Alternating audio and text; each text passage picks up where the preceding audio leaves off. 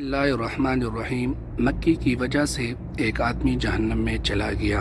رسول اللہ صلی اللہ علیہ وسلم نے فرمایا، ایک آدمی صرف مکی کی وجہ سے جنت میں چلا گیا اور دوسرا جہنم میں۔ صحابہ نے عرض کیا، یا رسول اللہ صلی اللہ علیہ وسلم وہ کیسے؟ نبی اکرم صلی اللہ علیہ وسلم نے فرمایا، دو آدمی ایک قبیلے کے پاس سے گزرے، اس قبیلے کا ایک بت تھا جس پر چڑھاؤ چڑھائے بغیر کوئی آدمی وہاں سے نہیں گزر سکتا تھا۔ چنانچہ ان میں سے ایک شخص سے کہا گیا کہ اس بت پر چڑھاؤ۔ اس نے کہا کہ میرے پاس کوئی ایسی چیز نہیں۔ قبیلے کے لوگوں نے کہا، تمہیں چڑھاؤ ضرور پڑھانا ہوگا، خواہ مکی ہی پکڑ کر چڑھاؤ۔ مسافر نے مکی پکڑ اور بت کی نظر کر دی، لوگوں نے اسے جانے دیا، چنانچہ وہ اس چڑھاؤ کی وجہ سے جہنم میں چلا گیا۔